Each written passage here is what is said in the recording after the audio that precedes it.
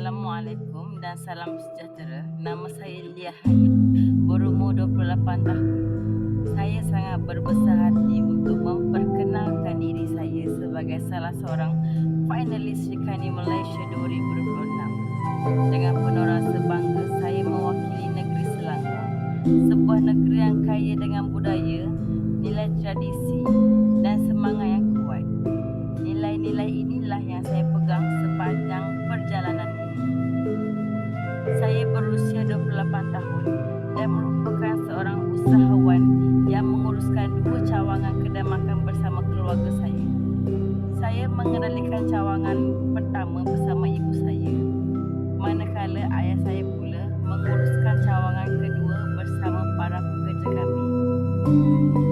Dulu kami juga mengendalikan kedai kosmetik selama 3 tahun. Tapi saya berbincang dengan family saya untuk teruskan legasi kita untuk cawangan kedua, iaitu cawangan ayah saya.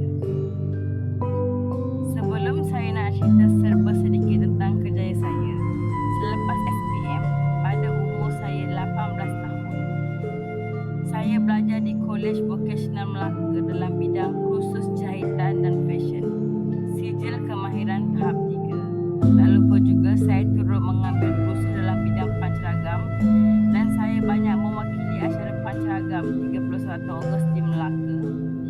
Dan dalam bidang pancaragam ini, saya banyak membuat persembahan di Johor untuk ulang tahun kelahiran Sultan Johor, persembahan di UDM Subang Selangor, persembahan di Perak untuk anggota JPJM Pencen, dan saya banyak membuat persembahan untuk orang kahwin. Selain itu, saya juga sangat meminati sukan bola jaring sejak kecil.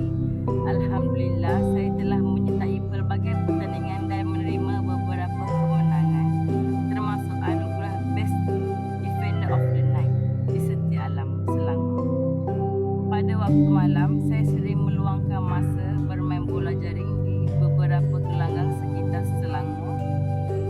Advokasi saya tertumpu kepada keyakinan diri. Saya percaya setiap individu mempunyai keunikan tersendiri dan itulah yang menjadikan seseorang itu istimewa. Jangan membandingkan diri dengan orang lain kerana setiap insan mempunyai perjalanan hidup yang berbeza. Saya juga percaya bahawa setiap wanita perlu berani bersuara untuk diri sendiri kerana suara seorang wanita adalah suatu kekuatan yang sangat-sangat bernilai. Saya berdiri di sini sebagai finalis Syekani Malaysia 2026 kerana saya percaya pada diri sendiri dan ingin menjadi suara kepada mereka yang masih mencari keyakinan untuk melangkah ke hadapan. Bagi saya, peluang untuk dilihat dan didengari amat penting, terutama dalam bidang dunia yang memerlukan lebih ramai wanita berani membawa perubahan positif. Syekani Malaysia 2026 bukan sekadar pertandingan, tetapi sebuah platform untuk wanita berkembang, belajar dan memberi impak yang baik kepada masyarakat. Saya melihat perjalanan ini sebagai peluang untuk menjadi versi terbaik diri saya sambil mengenali ramai wanita hebat yang turut memberi inspirasi kepada komuniti mereka.